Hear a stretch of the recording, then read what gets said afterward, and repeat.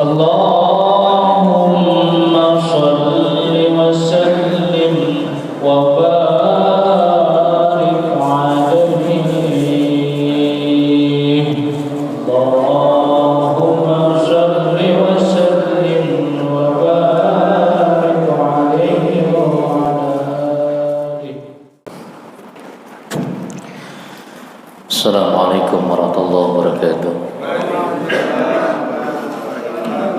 Al-Fatihah ila hadis Rasulullah Muhammad sallallahu alaihi wasallam wa azwajihi wa zurriyyatihi bi anna Allah yaghfir wa yuri darajatin fil jannah wa yanbuna bi sababihim wa qarami fid din wa dunya wal akhirah khususan sa'adallah wa habasarani wa sulihim wa furuhim bi anna Allah yaghfir wa yuri darajatin fil jannah wa yanbuna bi sababihim wa qarami fid din wa dunya wal akhirah. Asabakumullah al-Fatihah. A'udzu billahi minasyaitonir rajim. Bismillahirrahmanirrahim. Alhamdulillahi rabbil alamin arrahmanir rahim maliki yaumiddin. Iyyaka na'budu wa iyyaka nasta'in. Ihdinas siratal mustaqim. صراط الذين أنعمت عليهم غير المغضوب عليهم ولا الضالين رب اغفر لنا ولوالدينا آمين. الحمد لله رب العالمين والصلاة والسلام على أشرف الأنبياء والمرسلين سيدنا وحبيبنا وشفينا ومولانا محمد خاتم النبيين وعلى آله وصحبه وبارك وسلم أجمعين أما بعد وقد قال الله تعالى بالقرآن الكريم وأصدق القائلين أعوذ بالله من الشيطان الرجيم بسم الله الرحمن الرحيم وما كان المؤمنون لينفروا كافة فلولا نفر منهم فرقة طائفة ليتفقهوا في الدين وَلِيُنذِرُوا قَوْمَهُمْ إِذَا رَجَعُوا إِلَيْهِمْ لَعَلَّهُمْ يَهْذَرُونَ. وإن أصدق إلى حديث بكتاب الله أفضل الهدى هدى محمد صلى الله عليه وسلم وسائر الأمور محدثاتها وكل محدثة بدعة وكل بدعة ضلالة وكل ضلالة في النار. وقال معلم رحمه الله شيخ عبد الوهاب الصهراني أمن الله وإياهم بعلومه وعلمه بدين آمين. قال فصل في علامة الخير. Al-hadirin al-kiram, para alim wal ulama, para asatidzah wal hujjah, para tokoh masyarakat ini sepuh, tuan-tuan guru sekalian yang dimuliakan Allah, yang tidak dapat saya sebutkan satu persatu namanya, namun tidak mengurangi rasa hormat dan ta'zim saya kepada beliau yang hadir pada kesempatan pagi hari ini. Segenap pengurus masjid Al-Mujahidin serta jamaah sekalian yang dimuliakan Allah. Tidak ada kata yang pantas yang bisa kita haturkan kecuali untai rasa syukur kepada Allah di mana kita masih diberikan oleh Allah kesempatan dengan berbagai macam karunia kenikmatan, dan mudah-mudahan kenikmatan yang telah Allah berikan ini mampu kiranya kita manfaatkan dengan penuh kesungguhan untuk betul-betul menjadi hamba-hamba yang isti'alu fi ahkam syariah, hamba yang tunduk, patuh dan taat kepada syariat yang dibawa dan diajarkan baginda Nabi Muhammad sallallahu alaihi wasallam, seraya kita berselawat kepada beliau dengan satu harapan mudah-mudahan kita yang hadir pada kesempatan pagi hari ini diaku Rasulullah sebagai umatnya istiqomah dalam melaksanakan segala perintah dan ajaran beliau, dan mudah-mudahan Allah berikan kepada kita kesempatan untuk bisa berziarah ke tempat kelahiran beliau di kota Makkah Mukarramah, serta berziarah ke makam beliau di kota Madinatul Munawwarah. Asbab mahabbah kecintaan kita mudah-mudahan menjadi wasilah kita untuk mendapatkan syafaatul uzma ila yaumil qiyamah. Amin amin ya rabbal alamin. Wa qala Mu'allim rahimahullah fi wasiyatul Mustafa sahifa 15 halaman 15 ya. Baris terakhir faslun fi alamatil khair. Faslun fi alamatil khair. Faslun ay hadza faslun fassal ini menjelaskan fi alamatil khair, tanda-tanda kebaikan. Fi alamatil khair menjelaskan tentang tanda-tanda kebaikan. Wa qala al-Mustafa sayyidi Rasulillah sallallahu alaihi wasallam alamatus sabar, alamatus sabri. Ini tanda-tanda kebaikan, ada kalanya sabar, ada kalanya mukmin, ada juga orang-orang yang berakal, ada juga orang alim, ada juga orang yang jujur. Itu tanda-tanda kebaikan ya. Kebaikan nanti akan dijelaskan satu persatu. Yang pertama alamatus sabar. Alamatus sabri husnul. Alamatus sabri adapun tanda orang sabar. Wasbir innallaha ma'as sabirin. Bersabarlah kalian karena sesungguhnya Allah Subhanahu wa taala cinta atau sayang kepada orang-orang yang bersabar. Salah satunya tanda kebaikan itu adalah orang yang bersabar. Nah, tanda orang yang bersabar itu husnus sayrirah. Husnus sayrirati indallah wa husnul khidmah. Tanda orang yang bersabar husnus sarirah, baik di dalam keyakinannya kepada Allah. Sarirah itu ada sesuatu yang tersembunyi di dalam hati, ya. Jadi kepercayaan kepada Allah, sabar, baik kepercayaannya kepada Allah Subhanahu wa ta'ala, wa husnul khidmah, dan baik pula di dalam ketaatan kepada Allah. Artinya orang yang sabar itu dia sabar di dalam keyakinannya kepada Allah. Dia sabar di dalam keyakinannya kepada Allah Subhanahu wa ta'ala. Apapun yang terjadi tetap akan dia lakukan karena dia yakin bahwa sesungguhnya dengan kesabarannya itu akan menguatkan keyakinannya kepada Allah Subhanahu wa ta'ala. Meskipun capek nih, ya, tahulah kita capek. Yang namanya orang yakin kepada Allah, tetap dia akan bangun di waktu malam untuk melaksanakan apa yang diperintahkan oleh Allah Subhanahu wa ta'ala. Pagi hari saatnya kita istirahat, kemudian mendengar suara panggilan azan berkumandang, karena kita keyakinan kita kepada Allah bahwa Allah perintahkan kepada kita untuk bersujud kepadanya, untuk berkhidmah kepadanya, untuk taat kepadanya, untuk beribadah kepadanya. Capek bagaimanapun tetap kita akan bangun, ya. Tetap kita akan melaksanakan apa yang diperintahkan oleh Allah Subhanahu wa ta'ala. Terlebih lagi pada saat di pagi hari sebelum kita melaksanakan salat subuh, ada keyakinan bahwa 2 rakaat yang kita laksanakan sebelum subuh, baik yang disebut dengan salat qobliyah atau salat fajar, itu ganjarannya luar biasa di sisi Allah Subhanahu wa ta'ala, ya. Ganjarannya itu adalah kekayaan di alam dunia, semua kekayaan dunia. Raka'ataini qabla subuh khairun minad dunya ma fiha, ya. Melaksanakan 2 rakaat salat sebelum salat subuh atau salat fajar itu ganjarannya dunia seisinya. Dunia seisinya.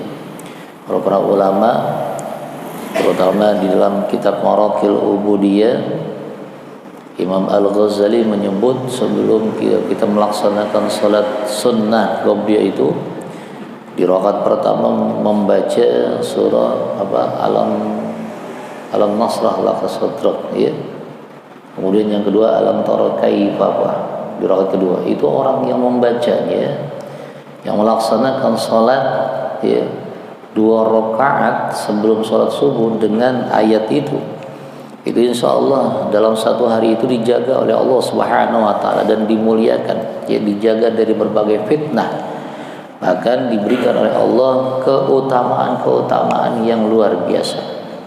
Nah, ini husnus sarirah, dilaksanakan secara sabar, ya, terus menerus, continue.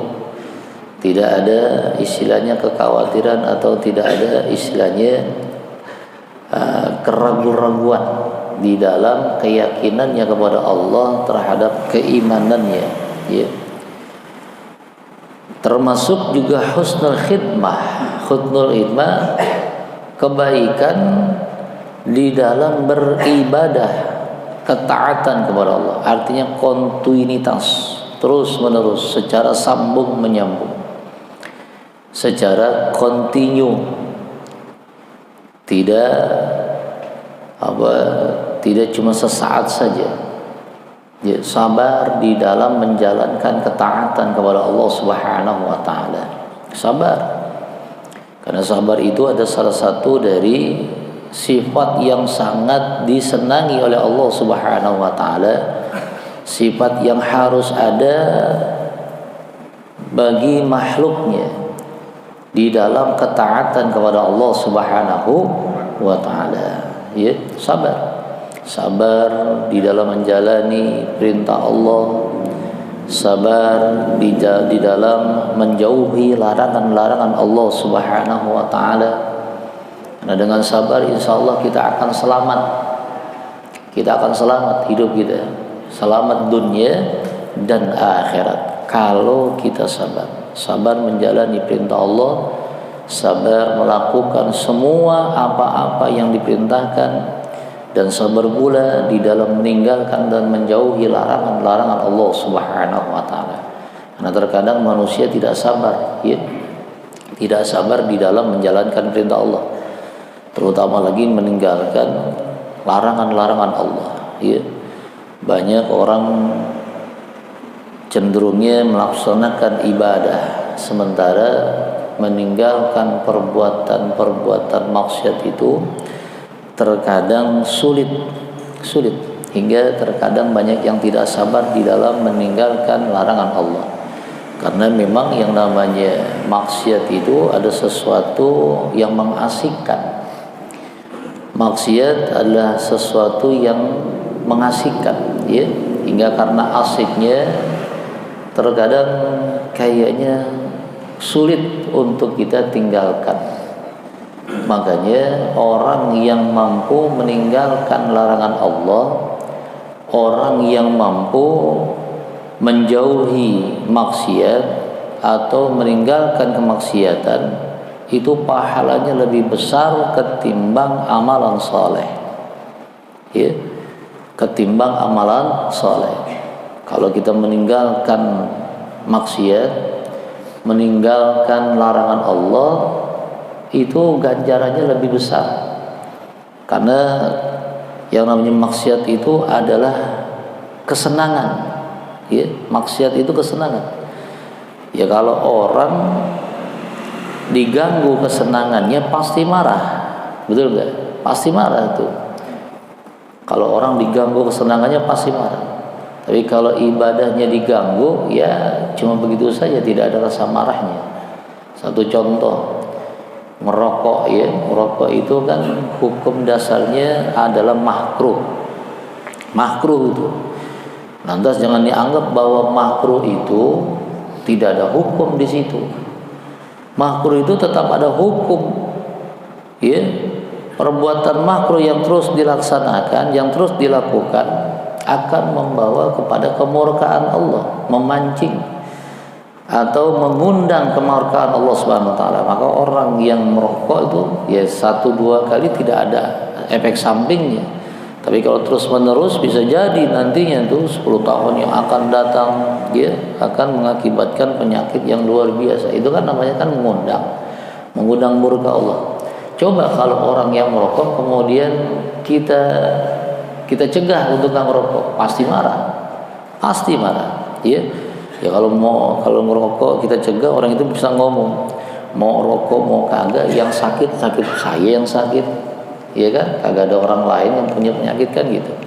Itu namanya kesenangan. Yang namanya kesenangan itu sesuatu yang mengasihkan. Maka sulit satu-satunya yang namanya kemaksiatan atau perbuatan-perbuatan maksiat, untuk kita meninggalkannya itu kalau memang ada kesungguhan, ya, tanpa ada kesungguhan nggak akan mungkin bisa kita tinggalin, nggak akan mungkin bisa kita tinggalkan. Itu yang namanya perbuatan maksiat, perbuatan dosa. Makanya perbuatan dosa itu sulit untuk ditinggalkan. Orang yang mampu meninggalkannya itu pahalanya, ganjarannya lebih besar ketimbang amalan ibadah. Kalau ibadah ya ibadah terkadang kita bisa melaksanakannya dengan khusyuk, terkadang juga malas-malesan, kan gitu. Itu kan ibadah kan? Iya kan? Jadi ibadah tidak menunggu betul-betul punya kesungguhan, tidak. Tapi kalau yang namanya kemaksiatan itu harus punya kesungguhan di dalam diri untuk meninggalkannya. Tanpa ada kesungguhan tidak akan mungkin mampu untuk meninggalkan kemaksiatan. Maka Imam Al-Ghazali menyebutkan itu dalam kitab Bidayatul Hidayah, bahwa orang yang meninggalkan maksiat pahalanya lebih besar, pahalanya lebih utama dibandingkan orang melaksanakan amal ibadah. Ya. Makanya sabar di dalam ketaatan. Jadi ketaatan itu bukan hanya kita melaksanakan apa yang diperintahkan oleh Allah Subhanahu wa taala. Tapi yang namanya ketaatan juga taat di dalam meninggalkan perbuatan-perbuatan maksiat, perbuatan-perbuatan yang dibenci oleh Allah, ya, perbuatan-perbuatan dosa. Sanggup enggak kita melaksanakannya?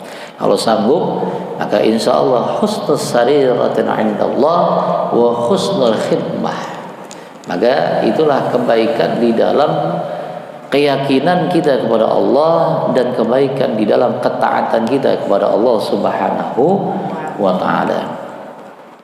Wa qala al-Mustafa Sayyidi Rasulullah sallallahu alaihi wasallam, ya alil lil mu'minina thalathatu alamatin. Tanda-tanda orang yang beriman itu 3. Lil mu'min, untuk orang yang beriman, salasu 3 alamatun, tanda atau tanda bagi orang yang beriman ada 3. Yang pertama, bughdul mal wa bughdun nisa'i wa bughdul kalami fi i'radin nas. Ya. Tanda-tanda orang yang beriman. Orang yang beriman itu adalah orang yang atas diku ma ja'a bihi Nabi Muhammad sallallahu alaihi wasallam. Orang yang percaya, yakin dengan apa yang telah dibawa dan disampaikan baginda Nabi. Tanda orang yang beriman itu ada 3. Yang pertama, bughdul mal, benci kepada harta. Wa bughdun nisa, benci kepada perempuan. Ya, wa bughdul kalam, benci kepada pembicaraan fi iradin nas, yang mengarah kepada al-hihwal manusia. Bughdul mal, benci kepada harta. Bukan berarti orang yang beriman itu tidak butuh harta, bukan. Ya. Bughdul mal di sini adalah orang yang beriman itu tidak menjadikan harta itu segala-galanya.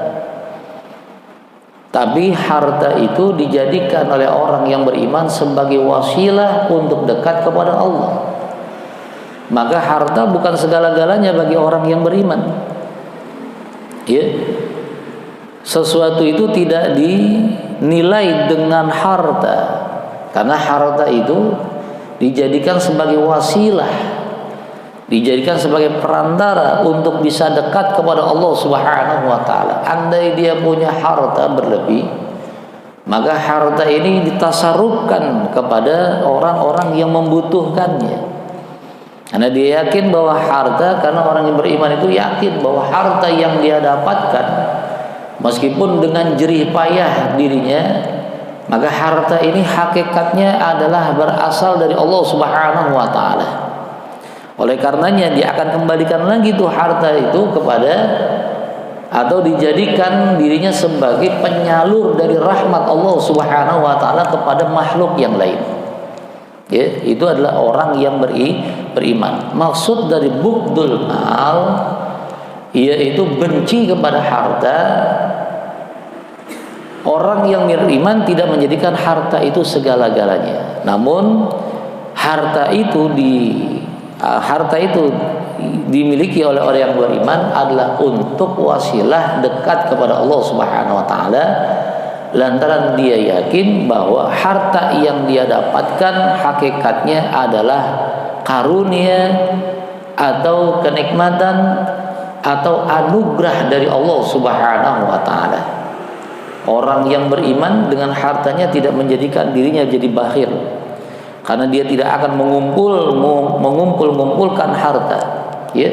Tapi harta yang ada pada dirinya dia tasarrufkan tuh, karena dia jadikan dirinya sebagai penyalur dari rahmat Allah Subhanahu wa taala kepada makhluk yang lainnya.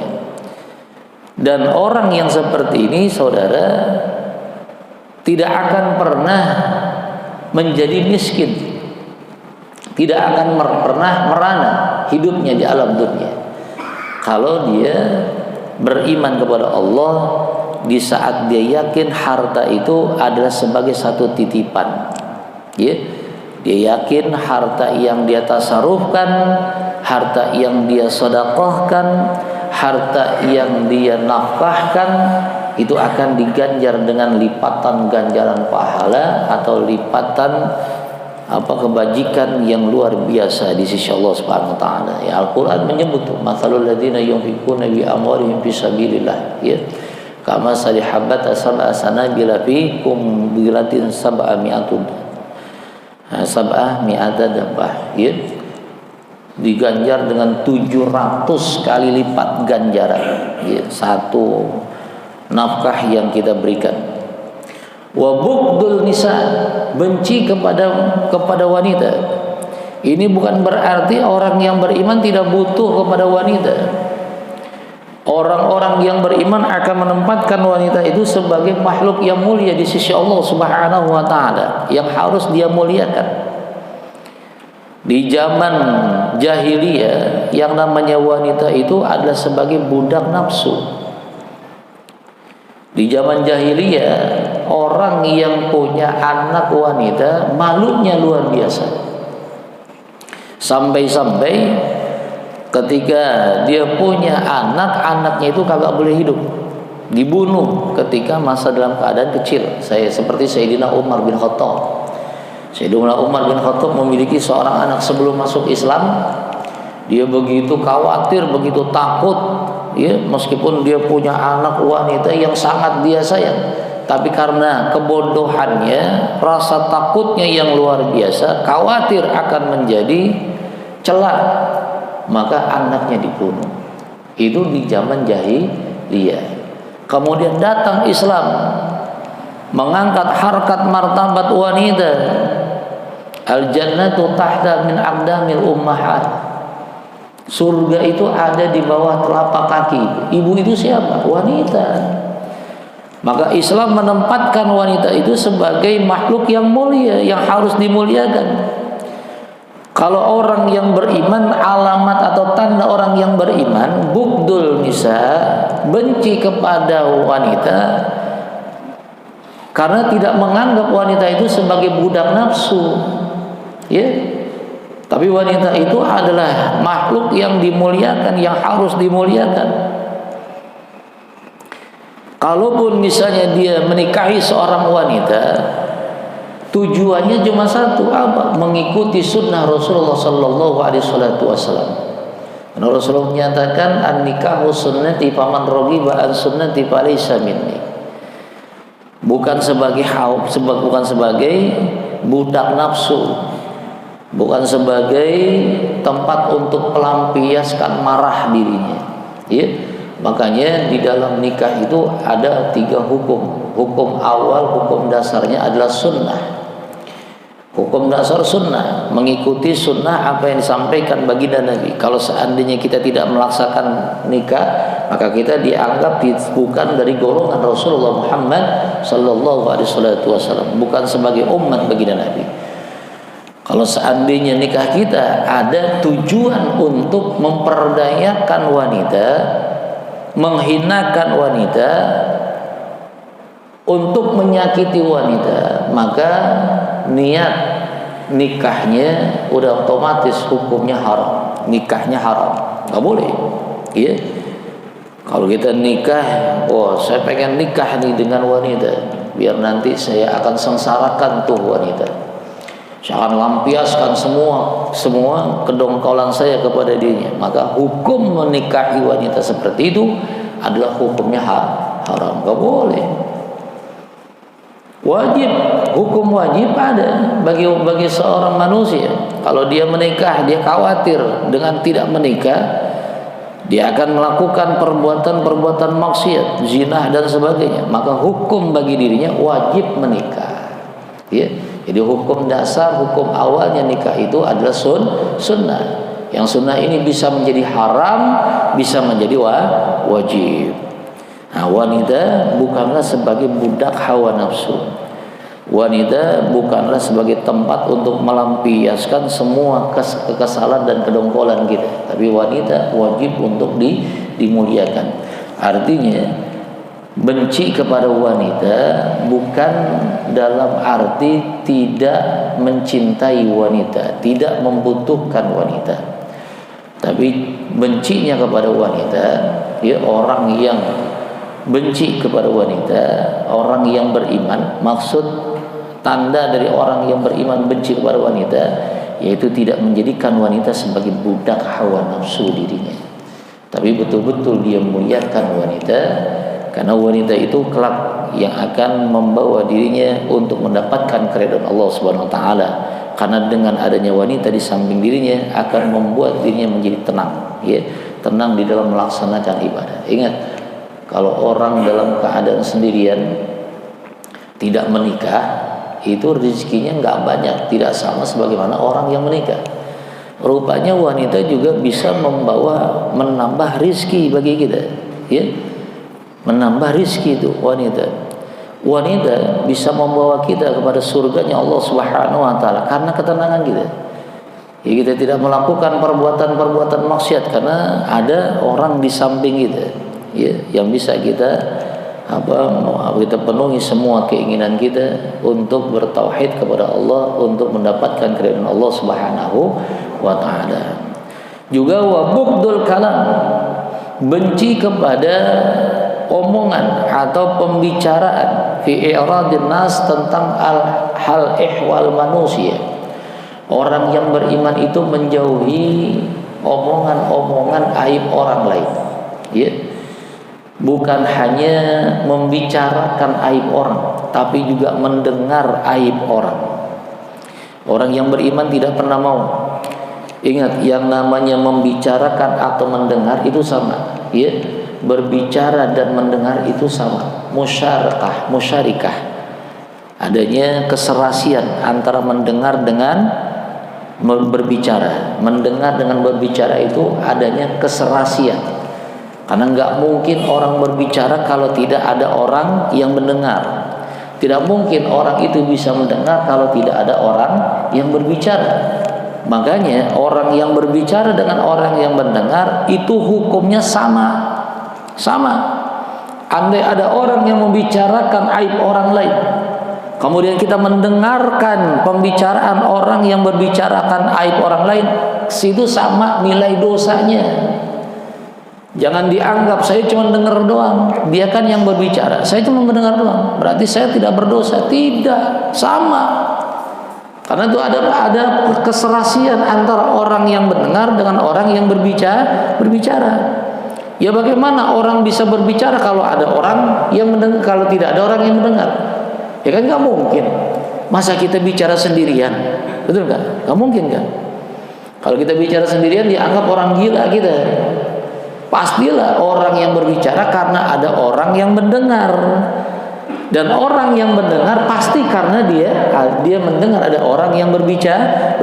Makanya hukum dosanya antara orang yang berbicara dan orang yang mendengar itu sama. Ya, sama. Tinggalin yang seperti itu kalau kita betul-betul orang yang beriman kepada Allah Subhanahu wa taala. Ya. Ini banyak orang pengennya dengar aja. Aib orang lain dibicarakan dengar. Ya, orang sekarang paling senang. Ustaz, sekarang kan udah ada media WA, ya bagaimana tuh hukumnya? Sama aja. Kita membicarakan aib orang lain lewat WA, betul nggak? Sekarang kan gitu. Jarang ada orang kumpul-kumpul. Kalau dulu orang kumpul-kumpul ngerumpi. Kalau dulu ya, betul kan? Apalagi ibu-ibu ngerumpi. Sekarang mah kagak zamannya ngerumpi. Mana ada orang ngerumpi sekarang, ibu-ibu? Gak ada. Nah, lain sekarang karena kan keadaannya modern, akhirnya ngerumpinya lewat WA. Betul kan? Lewat WA tuh ngerumpinya. Kalau misalnya tidak mantap, maka japrian satu-satu. Sama aja, ya, sama aja. Maka orang yang beriman itu bugdul kalam, ya, bugdul kalam. Dia benci itu dengan yang namanya perkataan-perkataan tentang al-ihwal manusia. Dia tinggalin jauh-jauh tuh yang kayak begitu. Jadi jangan dianggap kalau kita mendengar cuma tidak ada dosa, tetap aja ada dosa. Mendengar, melihat, kalau kita membaca, ya, kalau sekarang ini bahasanya membaca karena WA tadi. Itu luar biasa. Gunakanlah media-media itu untuk pendekatan diri kepada Allah, bukan malah menjadikan media itu sebagai upaya kita untuk melakukan perbuatan dosa, ya. Ya namanya itu tadi itu. Dosa itu ada sesuatu yang mengasihkan, ya.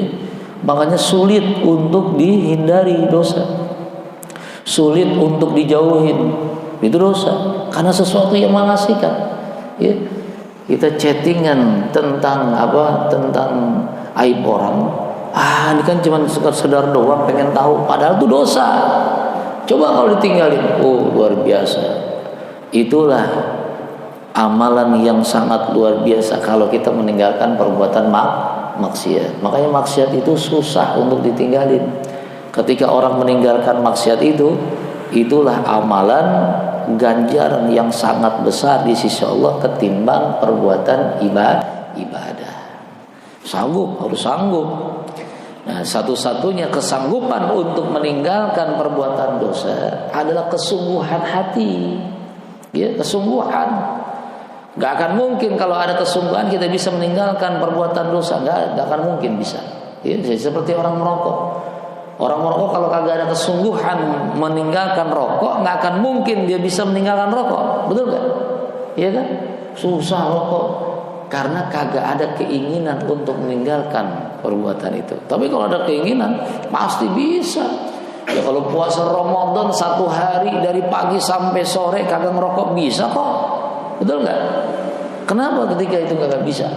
Nah itu karena tidak ada kesungguhan di dalam meninggalkan kesenangan. Jadi yang namanya perbuatan dosa ada sebuah kesenangan. Kesenangan itu bisa ditinggalkan kalau memang ada kesungguhan. Setiap apapun perbuatan yang bisa ditinggalkan, yaitu dengan satu keinginan kesungguhan yang betul-betul, ya, yang betul-betul harus ada pada diri kita. Wa qala al-Mustafa Sayyidi Rasulullah sallallahu alaihi wasallam di Sayyidina Ali, ya Ali, wahai Ali, lil aqil salah satu alamatin, tanda-tanda orang berakal, tanda-tanda bagi orang yang berakal ada 3. Isti'anatu bid-dunya 'alal akhirah. Isti'anah menolong bid-dunya dengan dunia 'alal akhirah untuk kehidupan akhirat. Wahtimalul haba menanggung ujian. Wahtimalul haba menanggung ujian. Wasabru 'ala sadaid dan sabar atas berbagai kesulitan. As-sadai adalah jamak dari kalimat syiddatun. Sadai adalah berbagai macam kesulitan. Jadi tanda orang yang berakal itu ada 3. Yang pertama isti'anatu bid-dunya. Dunia itu menjadi penolong dirinya untuk negeri akhirat. Ya, dunia itu sebagai penolong dirinya untuk akhiratnya. Ya, bagaimana kita bisa hidup bahagia di dunia, bahagia di akhirat? kalau di dunia ini tidak kita jadikan fasilitas untuk negeri akhirat. Kita hidup di alam dunia.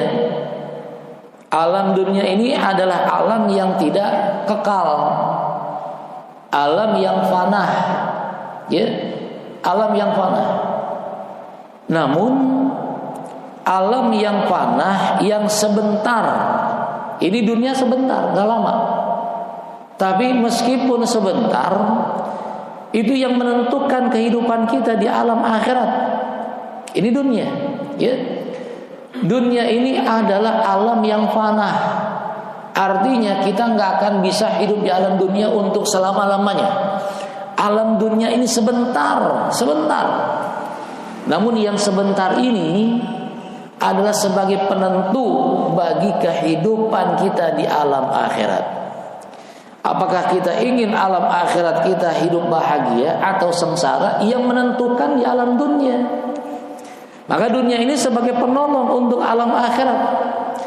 Orang yang betul-betul berakal menjadikan dunia ini sebagai wasilah, sebagai tempat untuk menabung, ya, agar akhiratnya tidak sengsara. Dia yakin hidup di dunia ini nggak lama, dan dia yakin bahwa hidup di akhirat itu adalah hidup yang kekal. Kita tahu yang namanya akhirat itu akhirat bukanlah hanya surga neraka saja. Akhirat itu adalah alam yang begitu panjang, ya.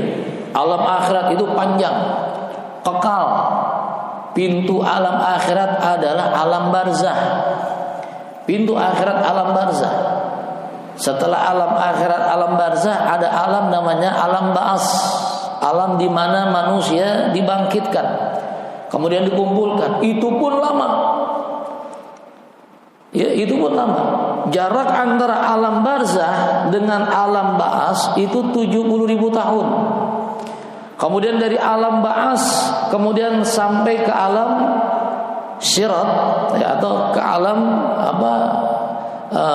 mizan, ya, di mana nanti semua manusia, semua makhluk akan dimintai pertanggungjawaban oleh Allah Subhanahu wa taala.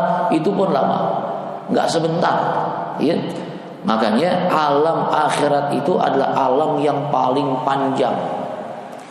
Kita bisa bayangkan kalau alam akhirat panjang, kalau kita kagak punya bekal, maka kita akan terombang-ambing, bahkan bisa tenggelam.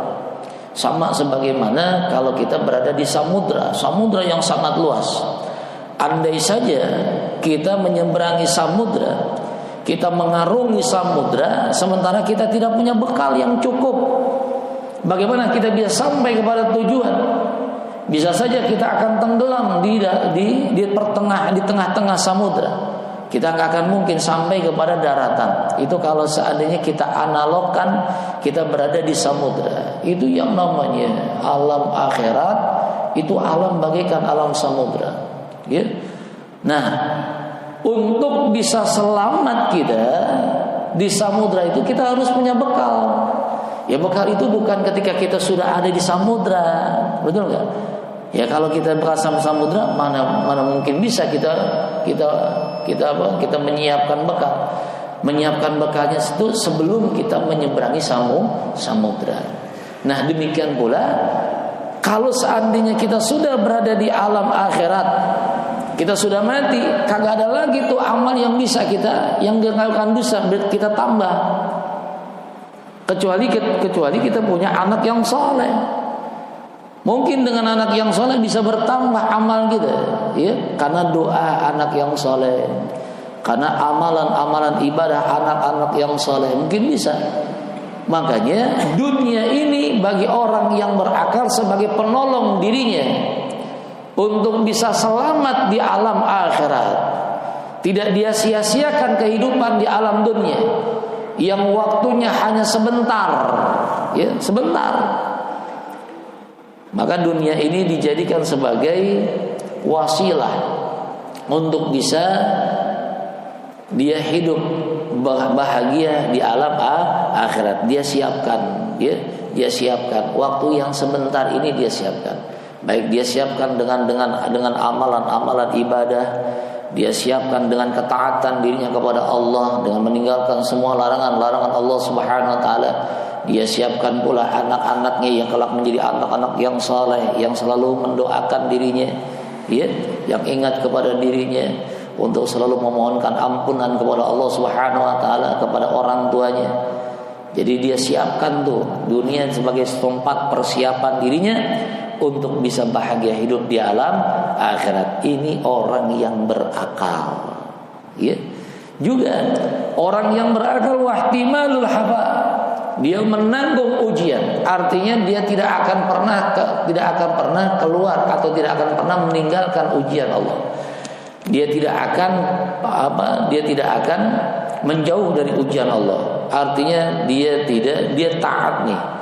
Dia tambah di dalam menjalani ujian Allah, karena di dalam ujian itu ada hikmah yang terkandung, yang banyak sekali terkandung. Saat dia tabah menerima ujian Allah, maka disitulah Allah akan memberikan keutamaan dan memberikan janji Allah, yaitu surganya Allah Subhanahu wa taala.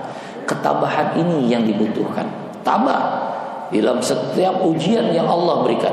Bukan malah dia lari dari ujian Allah, bukan malah dia berkeluh kesah dengan ujian Allah, ya. Orang-orang yang berakal menganggap ujian Allah ini adalah salah satu bentuk dari kesukaannya Allah, ya. Bentuk dari perhatian Allah kepada dirinya. Karena orang yang disayang oleh Allah nggak akan mungkin tidak akan ada ujian. Pasti ada ujian berat, ya. Bukan cuma hanya kita saja, para nabi pun diuji oleh Allah Subhanahu wa taala.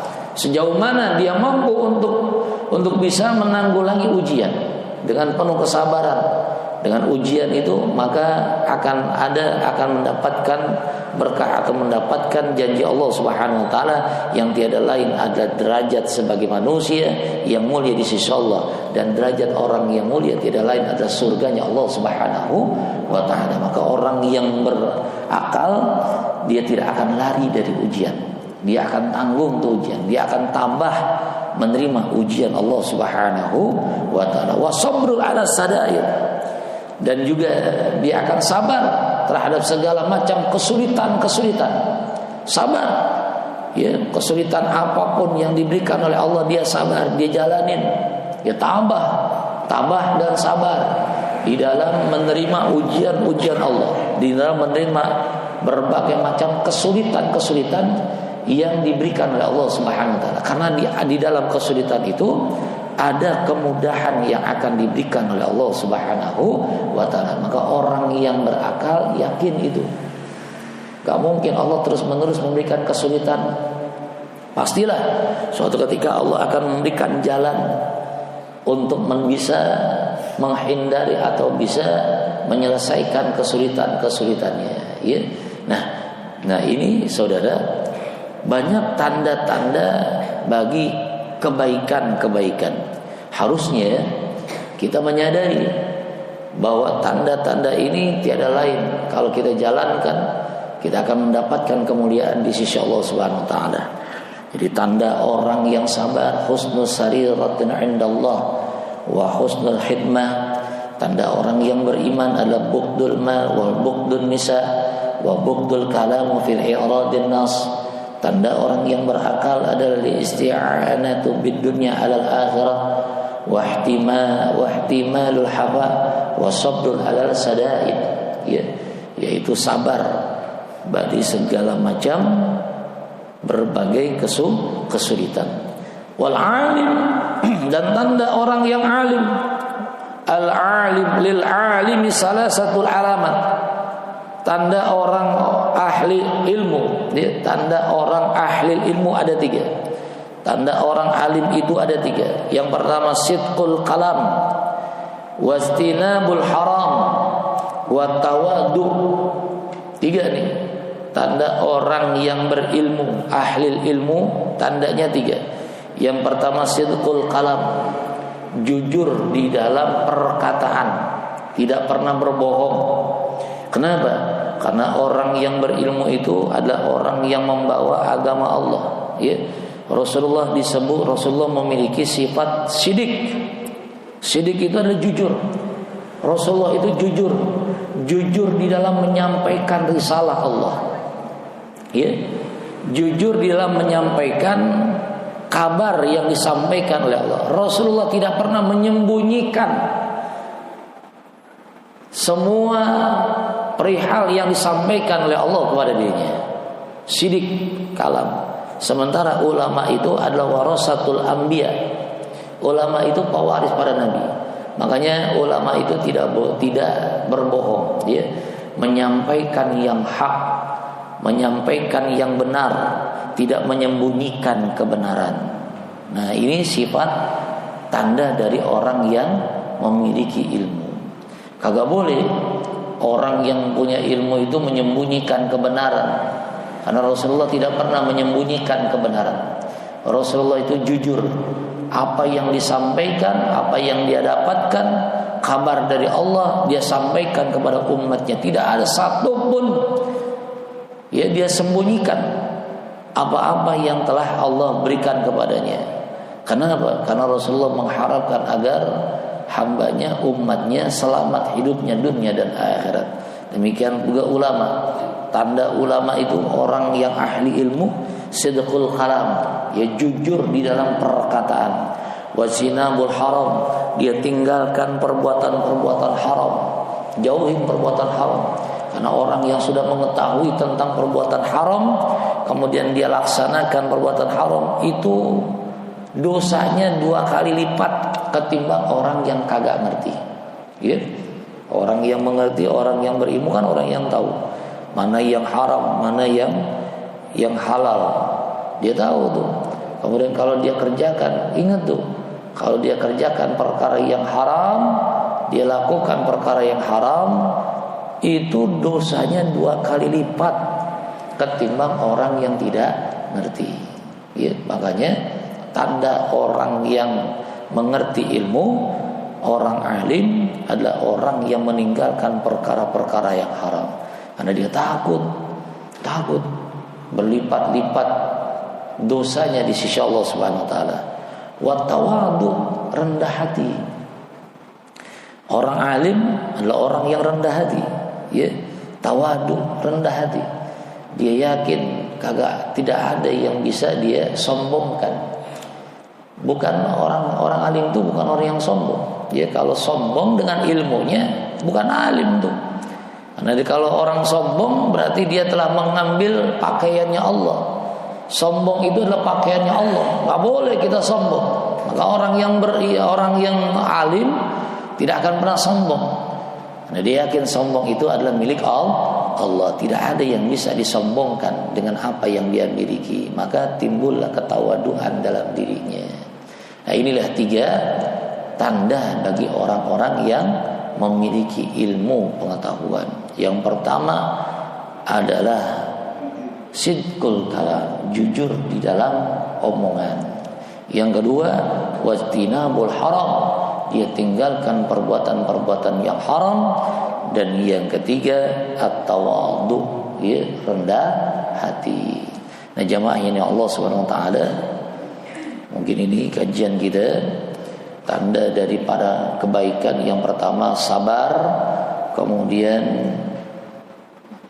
orang yang beriman, kemudian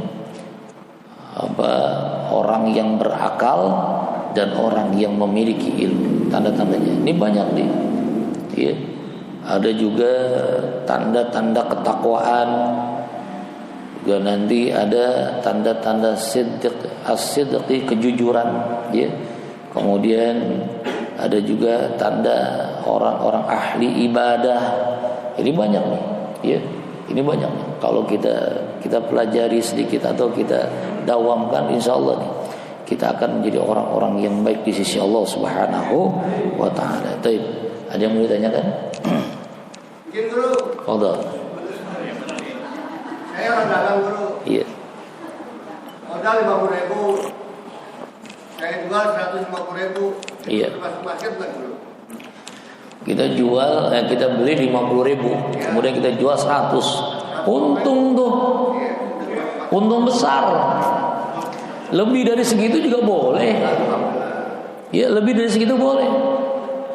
Kita beli 50.000, kita jual 100.000, boleh nggak? Boleh. Yang nggak boleh kalau seandainya kita ada kebohongan di situ. Bohongannya, kita ngomong, nih barang saya beli 100.000 nih, udah ente aja, ente bayarin dah 120. Nah itu yang nggak boleh. Ya, menyatakan atau memberitahu tentang modalnya tuh nggak boleh. Nggak boleh. Kita beli misalnya barang antik, orang nggak tahu harganya berapa, ya kan?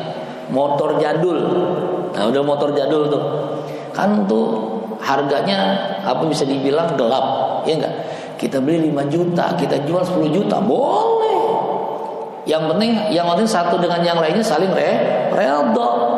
Tapi kalau seandainya kita bilang nih, saya nih kemarin beli nih, ini harganya 9,5 juta, udah ente bayarin dah 10 juta. Itu yang kagak boleh. Ada kebohongan, padahal kita belinya 5 juta. Ya. Jadi kalau seandainya kita tidak memberitahu tentang harganya dengan maksud untuk berbohong, maka hukum jual belinya halal. Dan itu adalah keuntungan yang halal. Ya. Itu berkah banget tuh. Beli 50 jual 100, untungnya 100%. Alhamdulillah, kan gitu. Ya. Baik, ada lagi. Yang penting yang namanya akad jual beli tidak ada kebohongan di situ. Ya. Kalau ada kebohongan, hukum jual belinya batal, alias tidak halal. Nah, kita pengen laku nih dagangan kita berbohong, itu nggak boleh. Ya, nggak boleh. Jangan sekali-sekali kita memberitahu tentang harga barang yang kita beli untuk kita jual biar cepat laku. Jangan. Ya udah seadanya aja, gitu seadanya. Ada orang butuh dengan barang kita, ente berani berapa ini barang kita? Oh, saya berani sekian. Ya, kita menakar apakah ada untung apa kagak, kan gitu, ya kan? Nah, ketika ada untung, ya udah ente ambil deh. Nah, itu halal hukumnya. Ya enggak jauh dari kalau kita bicara masalah barang antik. Barang antik kan kita belinya murah, kita jualnya mahal. Betul kan? Dan barang antik itu yang tahu hanya orang-orang tertentu saja. Tertentu saja. Maka itu hukumnya halal, boleh. Ya, boleh. Tapi ada lagi. Cukup ya. Bismillahirrahmanirrahim. A'udzu billahi minasyaitonir rajim. Bismillahirrahmanirrahim. Alhamdulillahirabbil alamin arrahmanir rahim maliki yaumiddin. Iyyaka na'budu wa iyyaka nasta'in ihdinas siratal mustaqim. Siratal ladzina an'amta 'alaihim ghairil maghdubi 'alaihim waladdallin. Bismillahirrahmanirrahim. Ya Rabbana tarafna بأننا تركنا وأننا أسرفنا على الأرض أسرفنا فتب علينا توبة تغسل كل حوبة واستر لنا الأورات وآمن الروعات واغفر لوالدينا ربي ومولودينا والآل والإخوان وسائر الخلان وكل ذي محبة أو زيرة أو صحبة والمسلمين أجمع آمين ربي يسمع فضلا وجودا منا لا باكتساب منا بالمصطفى الرسول أرضى بكل سور صلى وسلم ربي عليه عد الحب وآله وصحبه إذا تقص الصحب والحمد لله في البدء والتناهي Wassallallahu alaihi wasallam Muhammadin nabiyil ummi wa alihi wasallam. Subhana rabbika rabbil izzati amma yasifun. Wassalamun alal mursalin walhamdulillahi rabbil alamin. Wal minkum assalamu alaikum warahmatullahi wabarakatuh. Terima kasih sudah berkunjung di channel ini. Jangan lupa untuk like, komen, dan subscribe agar tidak ketinggalan pada video-video menarik lainnya.